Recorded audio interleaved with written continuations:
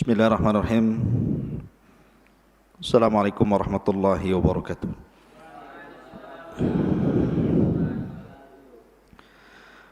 Bihamdillahi wassalatu wassalamu ala rasulillah wa ala alihi wa sahbihi wa mawalah wa la hawla wa la quwata illa billahi wa ba'du.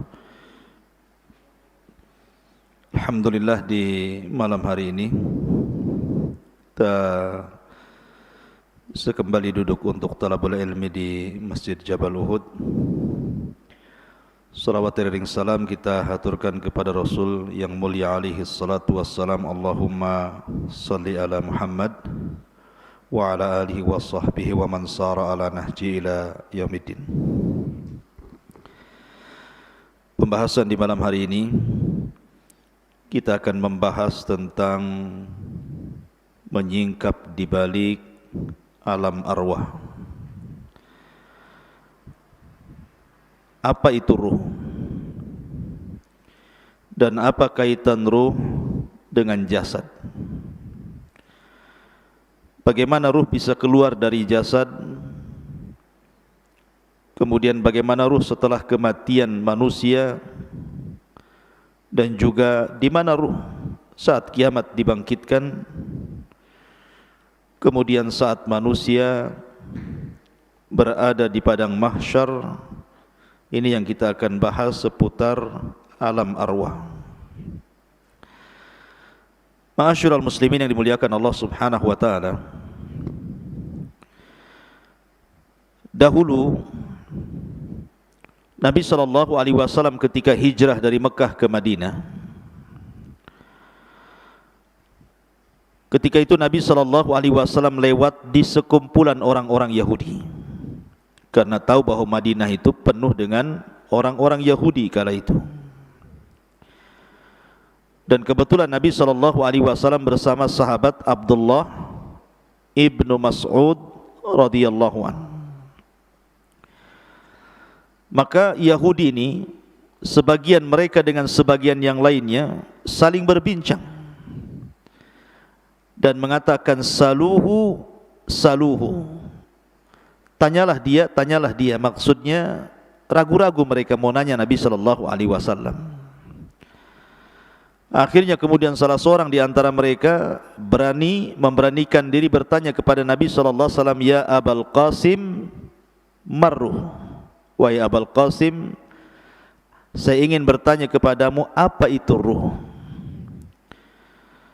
Maka Nabi sallallahu alaihi wasallam tidak langsung menjawab. Kemudian Rasul menyingkir dari mereka. Kemudian Rasul pun bersandar di bawah pohon kurma. Kata Abdullah bin Mas'ud radhiyallahu anhu mengatakan, fa'alimtu annahu yuha ilaihi, dan aku mengetahui bahwa Rasul sedang diturunkan wahyu kepadanya. Maka sejenak kemudian Nabi sallallahu alaihi wasallam bangkit, kembali menemui orang-orang Yahudi dan membacakan surah Al-Isra. Yas'alunaka 'anir ruh, qulir ruhu min amri rabbi wa ma utitum minal ilmi illa qalila. Mereka bertanya-tanya soal ruh. Katakan ya Muhammad kepada mereka orang-orang Yahudi itu, ruh itu urusan Rabbku, dan apa yang Allah berikan kepada kalian dari pengetahuan itu tidak banyak. Ada juga kisah yang sejenis dengan kisah ini. Ketika orang-orang musyrik Arab datang ke kota Madinah untuk bertanya kepada orang Yahudi tentang Nabi yang baru muncul di Mekah. Karena orang-orang musyrik Arab tahu bahwa orang Yahudi itu kaum yang diberikan kitab. Mereka minta pendapat tentang kemunculan Nabi yang ada di Mekah itu kepada orang-orang Yahudi Madinah. Maka orang-orang Yahudi Madinah mengatakan kepada orang-orang musyrik Arab, tanyalah kepada orang yang ngaku Nabi daerahmu itu 3 soalan. Kalau dia sanggup menjawab, memang dia seorang Nabi. Kalau dia tidak sanggup menjawab, dustakan kenabiannya. Lah salah satu pertanyaan yang diajarkan orang Yahudi kepada orang-orang musyrik, tanya kepada orang yang ngaku Nabi di daerahmu itu, apa itu ruh? Akhirnya kemudian ditanyakan kepada Rasul dan turunlah surah Al-Isra ayat 85. Mereka bertanya-tanya soal ruh, katakan ya Muhammad, ruh itu urusan Rabbku. Dari sini menunjukkan bahwa ruh itu tidak ada yang tahu bentuknya seperti apa. Tidak ada yang tahu. Makanya lihat perdebatan Abu Hanifah ketika berdebat dengan orang-orang ateis soal ketuhanan. Karena orang-orang ateis ini menganggap bahwa Tuhan itu tidak ada. Tetapi kita bagi kaum muslimin, Tuhan itu ada walaupun tidak bisa dilihat, tapi bisa dirasakan keberadaannya dengan melihat alam semesta dan juga ayat-ayat syariah. Lah salah satu perdebatan Abu Hanifah dengan orang ateis itu, dia mengatakan begini, pernah enggak kamu itu duduk di hadapan orang sakit, berkunjung kepada orang sakit, kemudian duduk di hadapan orang sakit? Kata orang ateis ini, ya aku pernah. Kemudian, pernahkah engkau melihat orang sakit itu sampai menghembuskan nyawa terakhir dia, keluar ruhnya? Dia mengatakan, pernah. Kemudian kamu tahu kematiannya? Ya. Betul kamu tahu ketika ruh keluar dari mulutnya? Kalau itu aku tidak pernah melihat. Kalau engkau mengatakan bahwa kamu tidak bisa melihat ruh saat dia kematian, bagaimana mungkin engkau mensifati Allah Subhanahu wa taala? Artinya bahwa di sini ikhwatu fiddin, ruh itu tidak bisa dilihat. Lihat kalau antum nanti menghadapi orang yang sedang sakaratul maut, pandang wajahnya sampai betul-betul nazak yang terakhir kemudian mati. Antum tidak akan tahu ruhnya dia keluar seperti apa, bentuknya seperti apa, kapan keluarnya, enggak tahu. Tahu-tahu tidak bergerak saja kan. Artinya alam ruh itu alam gaib. Kita tidak tahu seperti apa bentuk ruh itu. Makanya Allah Subhanahu wa taala mengatakan, yas'alunaka 'anir ruhi qulir ruhu min amri rabbi. Mereka bertanya-tanya soal apa itu ruh, katakan ya Muhammad, ruh itu urusan Rabbku. Kenapa? Wa ma utitum minal ilmi illa qalila. Karena pengetahuan kita terbatas soal ruh ini. Ma'asyiral muslimin yang dimuliakan Allah Azza wa Jalla, pertanyaannya, dalam diri saya dan antum itu ada jasad dan ruh. Manusia kan terangkai dari jasad dan juga ruh. Jasad tanpa ruh tidak ada kemuliaan.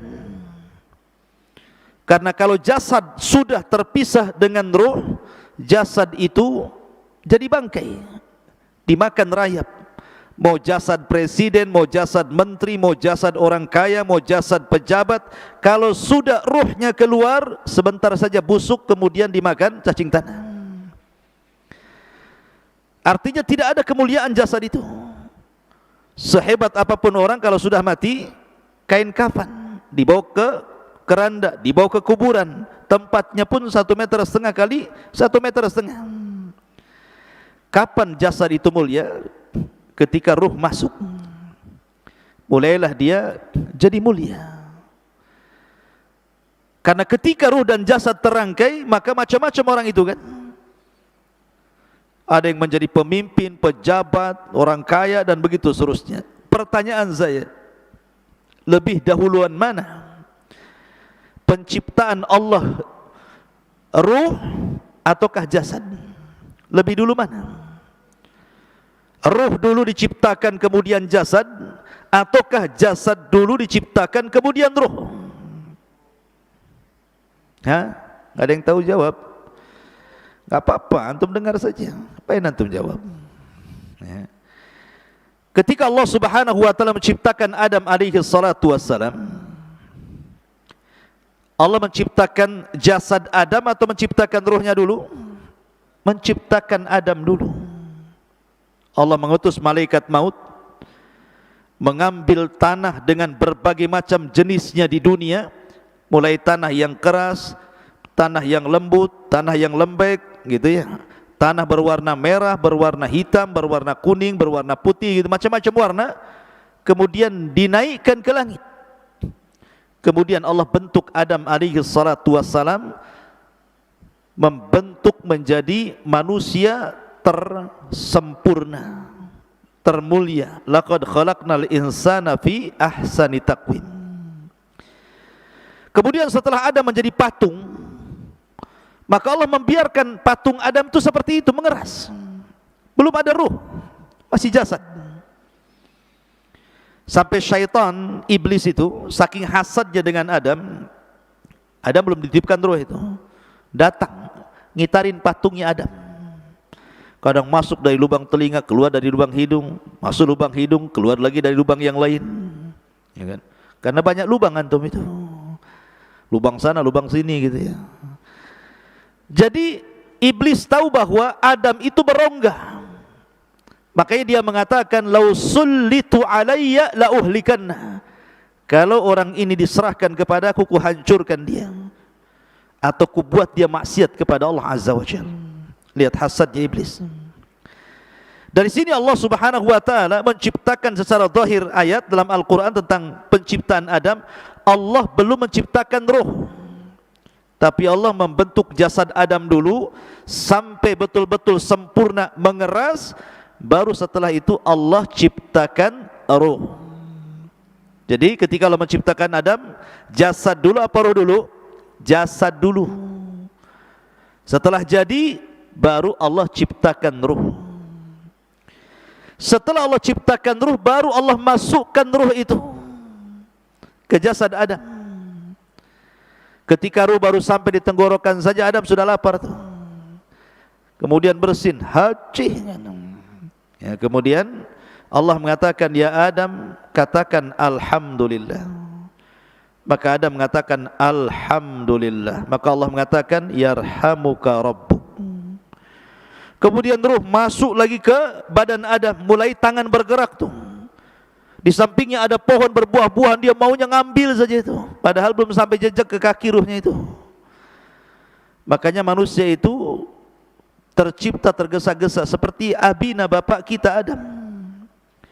Baru setelah sempurna ruh itu sampai di kaki, sempurnalah Adam itu menjadi manusia yang disebut dengan nafsun. Ada ruh, ar-ruhu, ada an-nafsu dalam bahasa Arab. Kalau ruh ya ruh, kalau nafsu itu jiwa. Dan jiwa itu artinya terangkainya ruh dengan jasad, dalam bahasa Arab disebut nafsun. Kalau ruh, ruh saja. Kalau jasad, jasad saja. Kalau sudah nyatu disebut nafsun. Ya ayyutuhan nafsul mutmainnah, wahai jiwa yang tenang. Karena ruhnya masih dalam jasad. Ukhruji ila ila ridwanullah, keridhaan Allah Subhanahu wa taala. Ma'asyiral muslimin yang dimuliakan Allah, ini kalau binisbah dengan Adam, bahwa ruh itu diciptakan sebelum atau setelah? Setelah Adam diciptakan. Adam dulu diciptakan, baru ruhnya diciptakan. Tetapi kalau kita selain Adam alaihi salatu wassalam, dibalik, ruhnya dulu diciptakan, baru kita diciptakan, ya.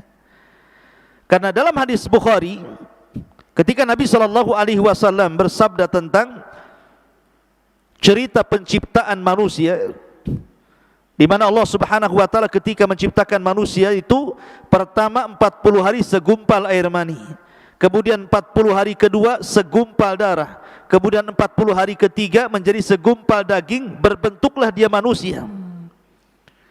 Kalau dihitung berarti 4 bulan. 30 kan, 40 satu bulan kan 30 hari. Berarti 40 segumpal mani, 40 segumpal darah, 40 segumpal daging. Berarti pas 4 bulan usia janin itu sudah membentuk manusia. Dari sini Allah mengutus malaikat yang memang menghantarkan ruh. Kemudian dimasukkan ruh itu, kemudian dicatat rizkinya, dicatat amalannya, dicatat celakanya, dicatat kebahagiaannya, semua dicatat di situ. Maka dari sini kata para ulama, kalau Adam alaihi salatu wasallam diciptakan dulu jasadnya, baru kemudian ruhnya setelahnya diciptakan. Tapi kalau kita diciptakan dulu ruhnya, baru diciptakan jasadnya. Begitu kata para ulama. Kenapa demikian? Karena ketika Allah Subhanahu wa taala menciptakan Adam, kemudian Adam sudah berbentuk manusia, ada jasad dan ruh, Allah mengusap zahra Adam, pundaknya Adam diusap di sini. Ya. Lah ketika Allah Subhanahu wa taala mengusap pundaknya Adam, apa yang terjadi? Fa akhraja min dhahri Adam kullu nasmatin min dzurriyyatihi min khalqihi ila yaumil qiyamah. Dalam hadis Rasul, kemudian keluarlah dari pundak Adam ini, punggung Adam ini, ruh-ruh dari zuriyahnya Adam, dari anak cucunya Adam. Zuriyah diambil dari kata-kata dzarrah. Dzarrah itu semacam semut, bahkan lebih kecil dari semut, kecil, tidak nampak. Ya. Jadi keluar ruhnya dari situ, dan itu kelak akan menjadi anak cucu Adam. Lah kemudian suatu ketika Adam melihat dari ruh-ruh yang keluar dari pundak Adam itu, dan itu nanti akan menjadi anak cucu Adam alaihi salatu wassalam, melihat salah satu di antara mereka ada yang bercahaya dahinya. Kemudian Adam bertanya, siapa itu? Maka malaikat mengatakan, itu Daud, salah satu turunanmu. Karena takjubnya Adam, berapa usianya? 60 tahun. Pendek kali, ku tambah umurku atau usiaku 40 tahun, genapkan 100 tahun dia. Akhirnya Adam menghibahkan 60 tahun usianya, 40 tahun usianya untuk Nabi Daud supaya digenapkan menjadi 100 tahun.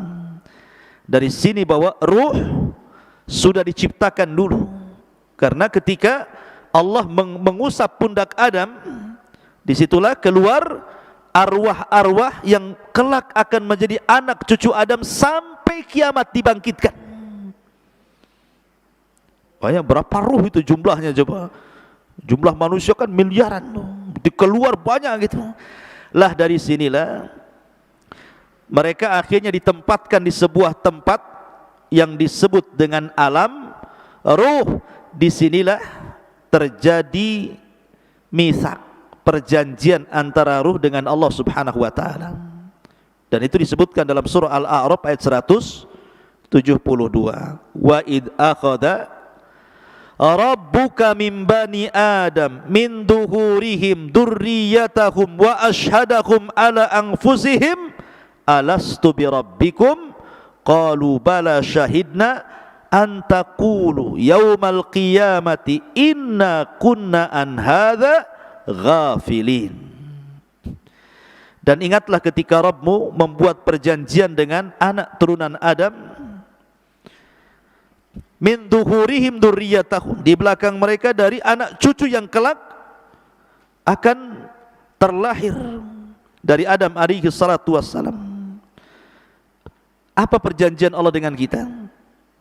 Alastu bi rabbikum, bukankah aku Rabb kalian? Bukankah aku Rabb kalian? Maka semua ruh mengatakan, qalu bala syahidna, iya kami menyaksikan anda itu Rabb kami. Pertanyaannya, antum ingat apa lupa? Atau pura-pura lupa bahwa antum pernah mengatakan di hadapan Allah, qalu bala, ya kamu adalah Tuhanku? Pasti enggak ingat. Mana ingat antum? Utang aja enggak ingat, mau ini pula gitu ya. Kenapa enggak ingat? Karena ingatan manusia itu terbatas, sebagaimana pandangan manusia terbatas, pendengaran manusia terbatas, akal pun terbatas, langkah kaki pun terbatas, kecuali pakai motor ya, pakai pesawat. Tapi coba jalan kaki sampai di mana antum kuatnya? Ada pengkor. Pandangan kita terbatas, kita tidak bisa menembus sampai Batam Center dari sini. Terhalang hutan-hutan, walaupun tak ada hutan pun kita terbatas pandangan kita. Pendengaran pun terbatas, akal pun terbatas, pemahaman pun terbatas, maka ingatan pun terbatas. Kita sudah lupa bahwa kita pernah berdialog dengan Allah dan mengatakan alastu bi rabbikum, dan kita mengatakan qalu bala syahidna. Ma'asyiral muslimin, kenapa demikian?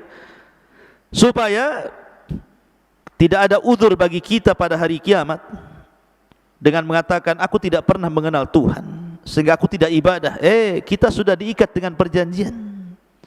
Makanya Rasulullah mengatakan kullu maulud yuladu alal fitrah, setiap bayi yang dilahirkan itu brojol menjadi fitrah. Fitrah itu artinya mengenal Islam. Kenapa? Karena lanjut hadis Nabi SAW, fa abawahu yuhawidanihi au yunassiranihi au yumajjisani. Bapaknya yang menjadikan dia Yahudi, Nasrani ataupun Majusi. Stop hadis sampai ini, dan tidak ada kata-kata bapaknya yang menjadikan dia Muslim. Ya, karena lahirnya anak siapapun terlahir Islam, mengenal Rabbnya. Tapi kita lupa. Lah di alam ruh ini pula Allah menawarkan amanah. Yang Allah Subhanahu wa taala isyaratkan dalam surah apa? Inna aradnal amanata 'alas samawati wal ardi wal jibal fa abaina an yahmilnaha wa ashfaqna minha wa hamalahal insan innahu kana zaluman jahula. Sesungguhnya kami telah menawarkan amanah. Kapan amanah ditawarkan? Ketika di alam ruh. Allah menawarkan amanah ini. Pertama, ditawarkan ke langit, ditawarkan ke bumi, ditawarkan ke gunung-gunung, semua menolak amanah itu. Kemudian Allah menawarkan amanah di alam ruh kepada ruh-ruh turunan Adam itu. Tiba-tiba kemudian manusia pun siap memikul amanah itu. Makanya Allah mengatakan sungguh manusia itu amat sangat zalim dan amat sangat bodoh. Gunung saja menolak, langit saja menolak, bumi saja menolak, manusia pula yang lemah menerimanya. Walaupun penafsiran amanah dalam ayat ini berbagai macam ya. Apa yang dimaksud amanah yang Allah tawarkan kepada kita di alam ruh itu? Ada yang mengatakan amanah di sini artinya at-ta'at wal faraid, ketaatan dan melaksanakan kewajiban. Ada yang mengatakan amanah di sini artinya seperti pendapat Abdullah ibn Mas'ud, artinya salat, zakat, puasa, haji. Kemudian membenarkan hadis, jujur dalam berkata, kemudian membayar hutang, adil dalam timbangan, kemudian juga amanah ketika dititipkan sesuatu barang kepadanya. Ada juga yang mengatakan bahwa amanah di sini artinya al-farju, kemaluan. Bahwa kita diberikan kemaluan sehingga harus amanah, jangan digunakan untuk berzina, tetapi dihalalkan dengan cara menikah. Ada juga yang mengatakan amanah di sini artinya as-saum, puasa, wal ghuslu minal janabah, mandi setelah junub. Ada juga yang mengatakan amanah di sini artinya amanah, orang itu amanah, tidak khianat gitu ya. Intinya bahwa banyak penafsiran amanah, tapi yang jelas dialog ini sebagian para ulama mengatakan terjadi kapan? Di alam ruh. Dialog ini terjadi di alam ruh. Ma'asyiral muslimin yang dimuliakan Allah Azza wa Jalla. Taib. Setelah kita tahu sedikit tentang alam ruh, lalu ruh ini kapan keluar? Kan pertama ruh menyatu dengan jasad. Kemudian kita dilahirkan ke dunia menjadi jiwa yang menyatunya ruh dengan jasad. Maka suatu ketika ruh ini akan keluar saat kematian. Bagaimana ruh keluar dari jasad kita, ikhwan? Ada hadis Bara' bin Azib radhiyallahu an. Jadi Bara' bin Azib ini bercerita suatu ketika kami, kata Bara' bin Azib, keluar bersama Rasul hendak mengebumikan salah seorang jenazah. Ketika sampai di kuburan, orang yang gali kuburan itu belum selesai. Orang yang gali kuburan itu belum selesai. Lah karena belum selesai orang yang menggali kuburan itu, Nabi SAW memberikan nasihat kepada sahabat yang ada di sekitar kuburan itu. Kemudian Nabi SAW menceritakan tentang kematian seorang mukmin dan kematian seorang kafir. Coba perhatikan bagaimana ruh keluar dari jasadnya seorang mukmin dan bagaimana ruh keluar dari jasadnya orang kafir. Kata Nabi SAW, innal abdal mu'min idza kana fi inqita'in minad dunya wa ikbalin minal akhirah, apabila hamba mukmin ini hendak terputus dari dunia dan menghadap akhirat, nazala ilaihi malaikatun minas sama bidul wujuh, maka akan turun malaikat dari langit, wajahnya sangat putih, ka'anna wujuhahumus syamsu, seperti wajahnya malaikat ini seperti matahari. Ma'ahum kafanun min akfanil jannah wa hanutun min hanutil jannah. Malaikat yang turun dari langit yang memiliki wajah yang sangat terang putih itu membawa kain kafan dari sorga dan wewangian dari sorga. Kata para ulama, ketika nanti antum mendekati ajal, malaikat yang turun kepada antum itu ada 4. Satu disebut malakul maut, malaikat kematian. Yang 3 disebut rusulul maut. Rusulul maut, tawaffathu rusuluna. Ada 3 utusan Allah malaikat yang mendampingi malakul maut. Yang pertama membawa kain kafan, yang kedua membawa hanut, dan yang ketiga membisikkan di telinganya kalau dia seorang mukmin kabar gembira. Adapun malakul maut hanya mencabut nyawa saja, kemudian diserahkan kepada 3 malaikat itu. Ulama mengatakan dalam hadis ini, ruhnya seorang mukmin itu ketika dicabut itu dimulai dari jari-jari jemari, dari ujung-ujung jari ini, ujung jari kaki dan tangan. Jadi kalau ruhnya di sini dia mulai berjalan, begitu juga dari kaki mulai ke atas, ya, sampai di tenggorokan, berkumpul di tenggorokan ruhnya. Apa yang terjadi? Kalla idza balagatit taraq wa qila man raq. Apabila ruh sudah sampai di tenggorokan di sini, kata Allah, man raq, siapa yang bisa meruqyah dia? Siapa yang bisa menyembuhkan sehingga mengembalikan ruhnya ke dalam jasadnya? Enggak ada. Lah ruh itu ketika dicabut, dari mana keluarnya? Dari mulut. Ruh itu keluar dari mulut kita.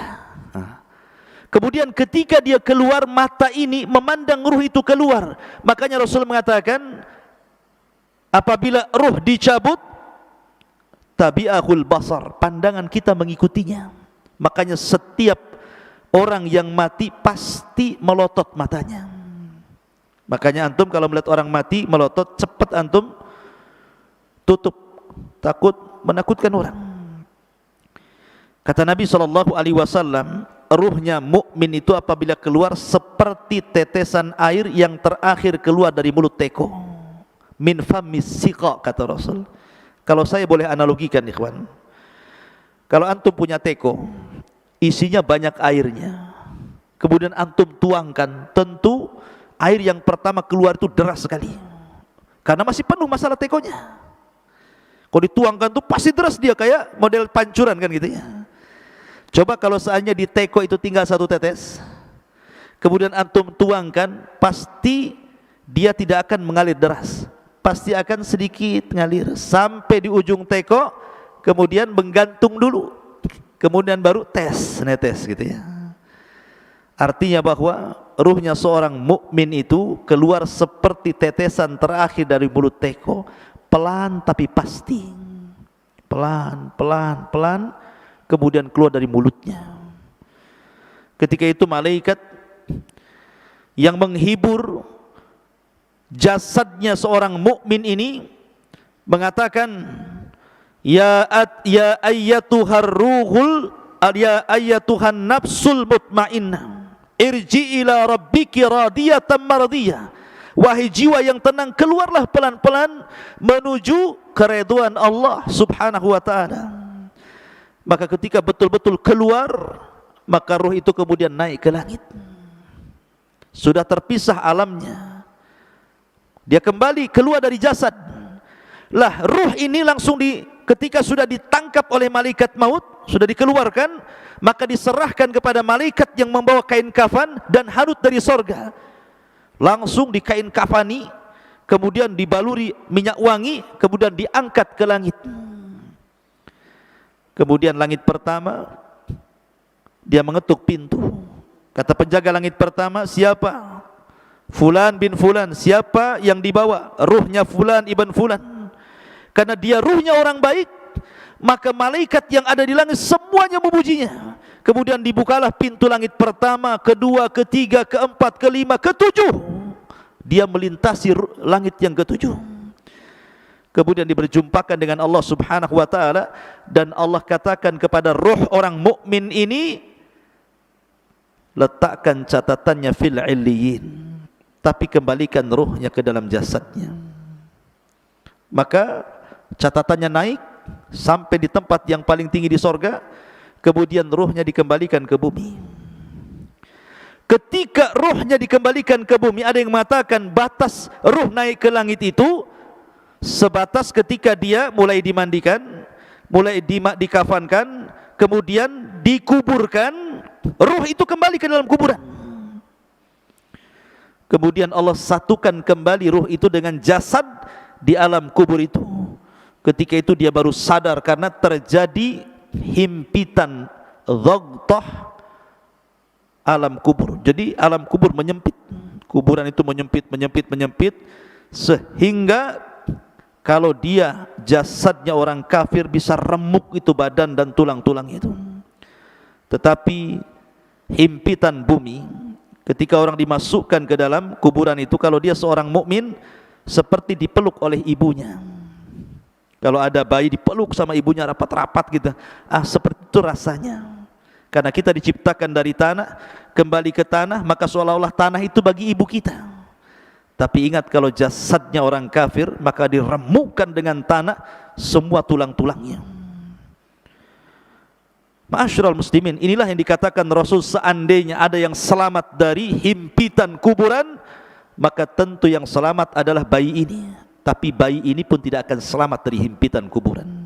Dalam riwayat, kalaulah ada yang selamat dari himpitan kuburan, tentu yang selamat adalah Sa'd bin Mu'adz, karena saat kematiannya arsy Allah berguncang. Tapi Sa'd bin Mu'adz pun tidak selamat dari himpitan kubur.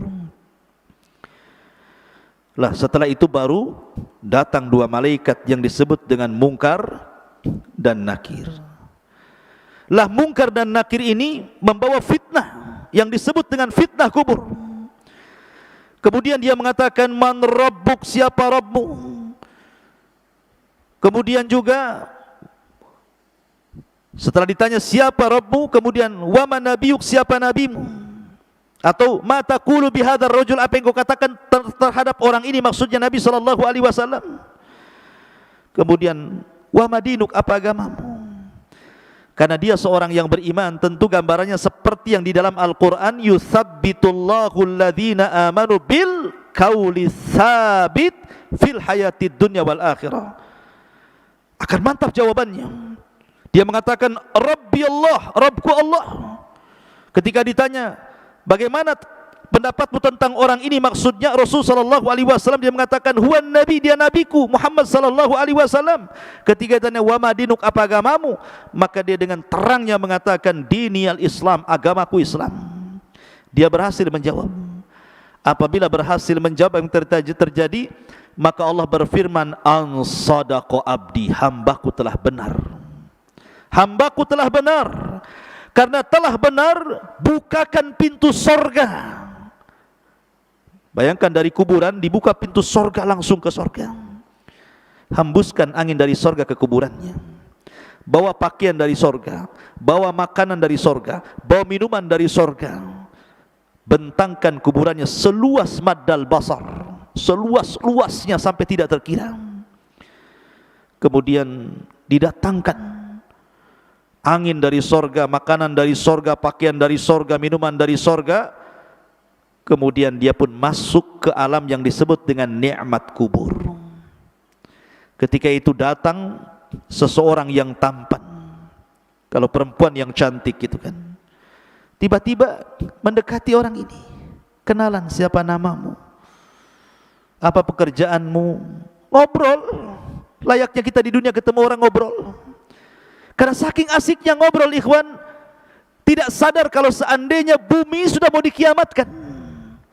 Sehingga ketika betul-betul bumi ini sudah mendekati hari kiamat, Israfil sudah siap meniup sangkakalanya, Barulah kemudian dia bertanya, kamu ini siapa? Kok kamu baik sekali mau menemani aku di dalam kuburan ini? Maka orang ini mengatakan, ana amalukas saleh, sayalah amal solehmu, sayalah puasamu, sayalah salatmu, sayalah zikirmu, sayalah silaturahimmu, sayalah birrul walidainmu, sayalah seluruh amal solehmu. Allah jelma menjadi manusia sehingga menjadi teman kita dalam kuburan. Ikhwan, kalau antum di penjara sendiri stres, tapi kalau ada kawannya minimal ngurangi stres. Adam saja diberikan sorga dengan berbagai macam nikmatnya, belum dikatakan sempurna kecuali diberikan kawan, diciptakan Hawa baru masuk ke sorga. Jadi ikhwatu fillah muliakan Allah Azza wa Jal, tetapi ruhnya seorang kafir, lihat bagaimana hadisnya. Adapun ruh seorang kafir, ketika idza kana fi inqita'in minad dunya wa iqbalin minal akhirah, nazala ilaihi minas sama'i malaikatun ghiladun shidadun sudul wujuh ma'ahu almasuhu minan nar. Subhanallah. Kalau seandainya orang fajir, orang kafir, orang fajir, orang jahat ini mati, hendak meninggalkan dunia dan menghadap akhirat, maka turun dari langit itu malaikat yang ghilad, syidad, yang sangat keras, yang sangat jahat. Sudul wujuh, wajahnya hitam, kelam, gosong, dan membawa kain kafan dari neraka yang sangat busuk baunya. Kemudian dia pun duduk di samping orang yang mau ihtidar, mau mati dari orang kafir ini. Maka malaikat yang jelek rupanya ini langsung meneriakkan di telinganya, ya ayyatuhan nafsul khabithah ukhruji ila sakhatim minallahi wa ghadabih. Hei jiwa yang buruk, keluar kau kepada kemurkaan Allah dan laknatnya, keluar kamu. Coba kalau saya buat analogi, antum ada di rumah, tiba-tiba di luar rumah ada yang berteriak, keluar, keluar Noval, mau enggak uang 1 miliar? Keluar enggak antum? Keluar. Pal, keluar, kubunuh kau. Keluar enggak? Keluar tapi lewat belakang, lari. Ya kan? Jadi ruhnya seorang mukmin seperti tadi teriakin, keluarlah, ini saya kasih uang tumpuk 1 miliar, pasti dia keluar enak. Tapi kalau kemudian ditakut-takuti, dia nggak mau kan keluar, maka ruhnya orang kafir kan ditakut-takuti dan mengatakan, ukhruji ya ayyatuhan nafsul khabitha ukhruji ila saghati minallahi wa ghadabi.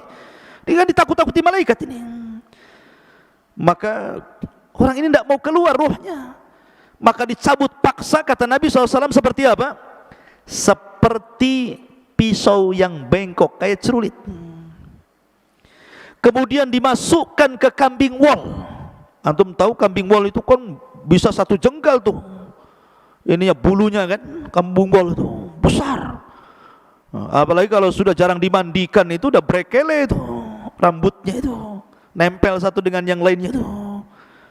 Jadi ketika rambut kambing ini banyak, dimasukkan pisau yang berbengkok gini ya, safud dalam hadis itu. Kemudian setelah nempel begini, disiram rambutnya, langsung gini. Jadi susah jadinya pisaunya ini. Kira-kira kalau seandainya pisau yang dimasukkan ke bulu wol kemudian disiram, kemudian dipaksa begini, apa enggak rontok semua bulunya tuh? Lah Rasul mempermisalkan ruhnya orang kafir ketika dicabut itu seperti itu. Seperti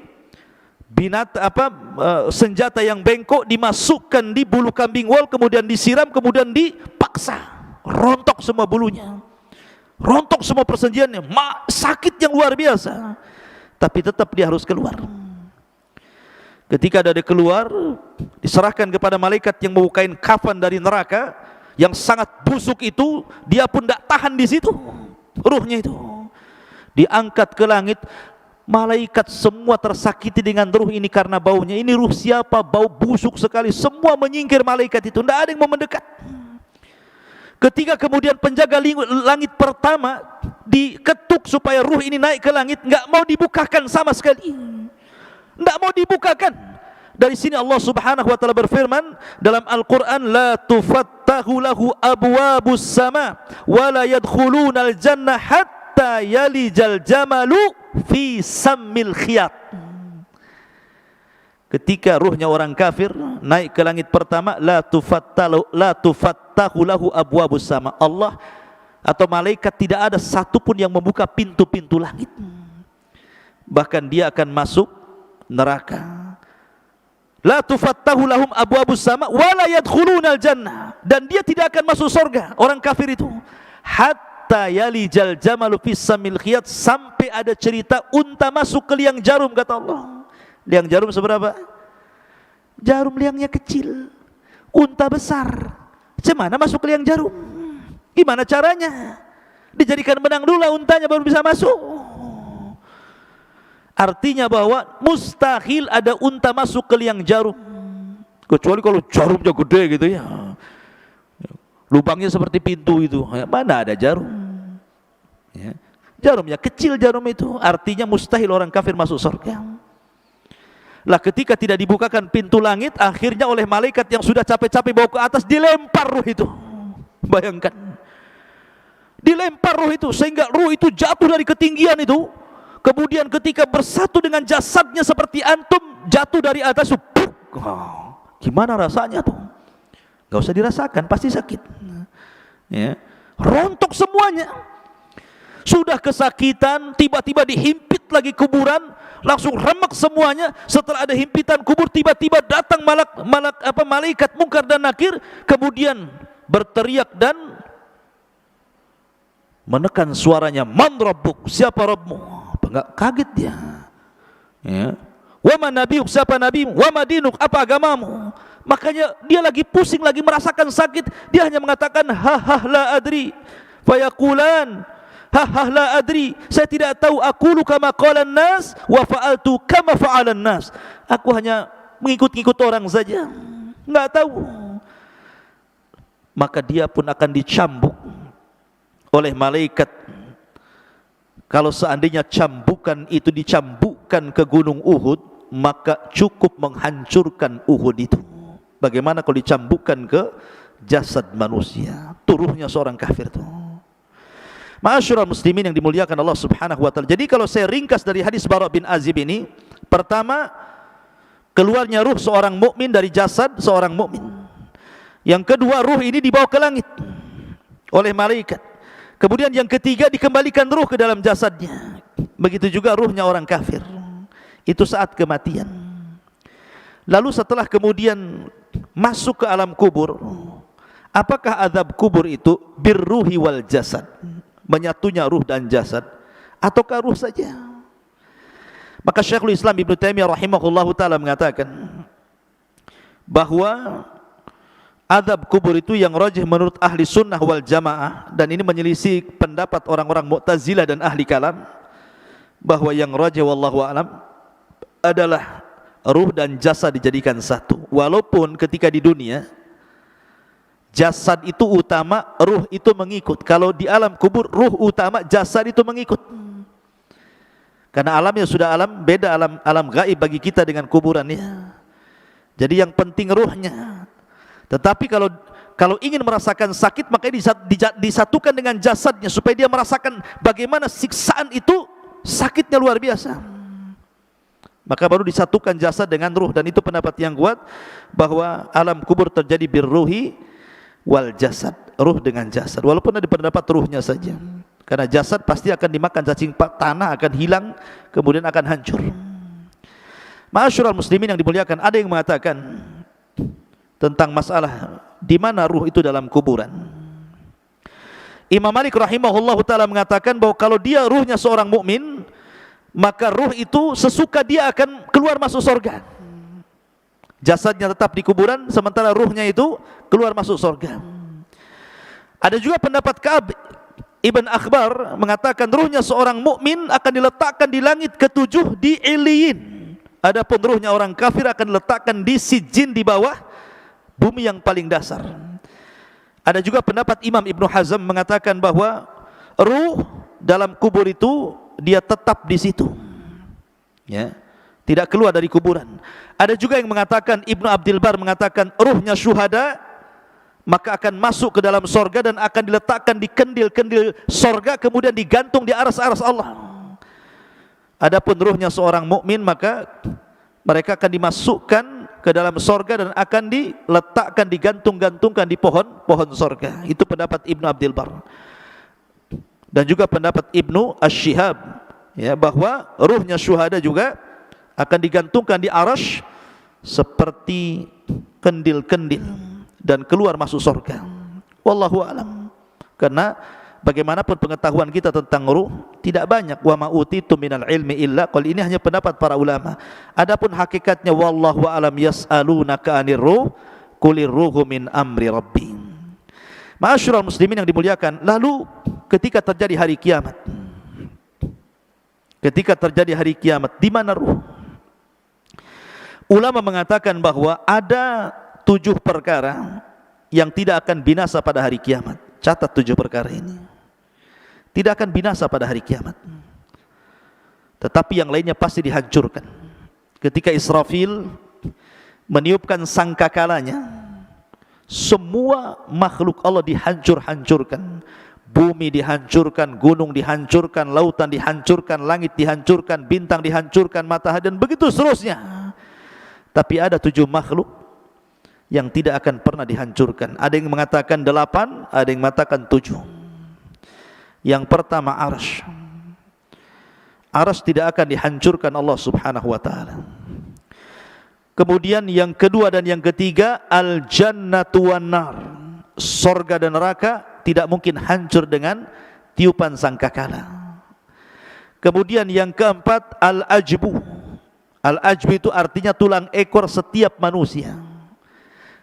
Mungkin badan bisa hancur, tulang-tulang yang lain bisa hancur, tapi tulang ekor tidak mungkin dihancurkan Allah, karena kita diciptakan dari tulang ekor itu. Kemudian yang nomor 5,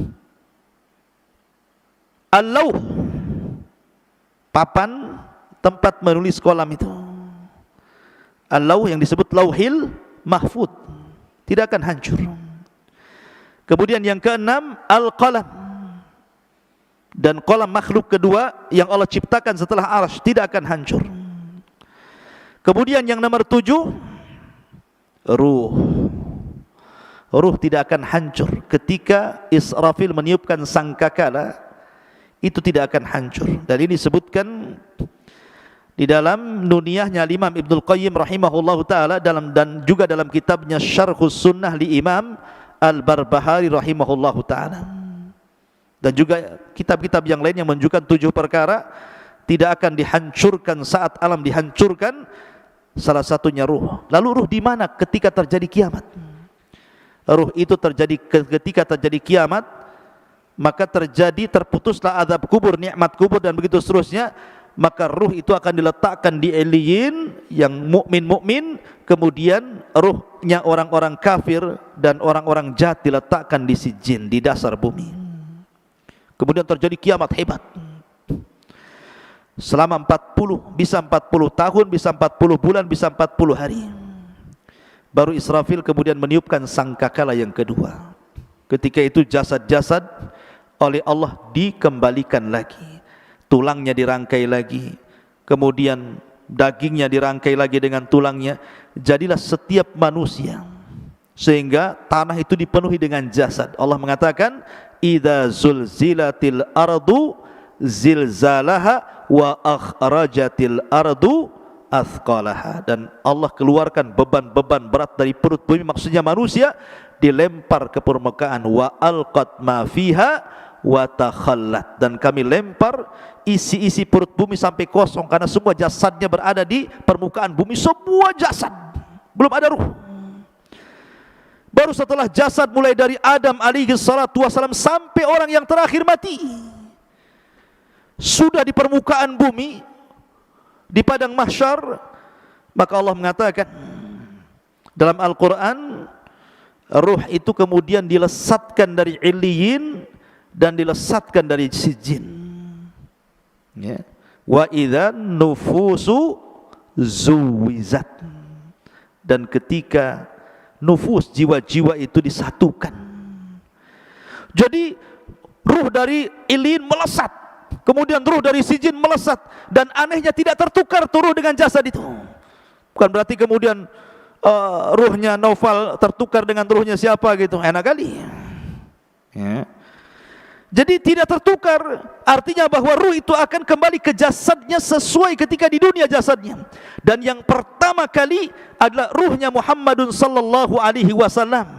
Makanya dia orang yang pertama kali siuman sebelum manusia siuman. Ana awwal man yashaqqu fihil qabr. Saya pertama orang yang keluar dari kuburan, katanya, kata Rasul. Kemudian aku melihat Nabi Musa sedang bersandar. Aku ragu-ragu apakah dia dulu ataukah aku, kata Rasulullah. Kan gitu ya. Baru kemudian bangkit semua, karena sudah nyatu lagi ruhnya tuh. Kemudian ketika bangkit, bingung orang-orang kafir ini, sehingga mereka mengatakan, ya wailana man ba'atsana mim marqadina. Celaka siapa yang membangunkan aku ini dari tidur-tidurku ini. Tapi orang-orang yang beriman mereka mengatakan, hadza ma wa'adar rahman wa sadaqal mursalun. Inilah janji Allah dan benarlah ucapan para rasul. Berarti dari sini terjadi infisal ruh dengan jasad berapa kali? Pertama, ketika ruh kita dengan jasad kita dalam janin terpisah. Karena jasad belum diciptakan, ruh sudah diciptakan ya, itu perpisahan pertama, ruh dengan jasad. Kemudian yang kedua, saat kematian ruhnya dicabut lagi dari jasad, kemudian disambungkan lagi di alam kubur. Kemudian setelah terjadi kiamat, dipisahkan lagi ruhnya, diletakkan di Iliyin, kemudian di padang mahsyar disatukan lagi, dan tidak akan pernah dikeluarkan lagi setelah itu, baik yang masuk ke dalam sorga ataupun yang masuk ke neraka. Tetapi yang ada kelak, badan kita akan dibesarkan. Kata para ulama, kapan? Ketika membaca catatan amal. Ketika Naufal membaca catatan amal 1, 2, kalau itu amalan baik dibaca, maka bercahayalah wajahnya, mengembang badannya. Dibaca lagi catatan kebaikannya, makin bercahaya, makin mengembang, makin bercahaya, makin mengembang, sehingga tanpa sadar badan itu besar, sehingga tingginya 30 meter 60 hasta, lebarnya 7 hasta 3,5 meter, dan bentuk mereka semua sama, kasurati abikum Adam, seperti gambaran bapak kalian Adam alaihi salatu wassalam. Tuluhu sittuna dira'ah, panjangnya tingginya 60 hasta atau 30 meter. Barulah disitulah mereka meniti titian siratal mustaqim, wallahu alam, sampai akhirnya yang berhasil masuk surga itu karena amalan dan ketaatannya, yang tidak berhasil karena perbuatan maksiat dan dosanya. Wallahu alam bisawab. Inilah diantara alam arwah. Subhanakallah bihamdika asyhadu an la ilaha illa anta astaghfiruka wa atubu ilaik. Allahu ta'ala. Assalamualaikum warahmatullahi wabarakatuh.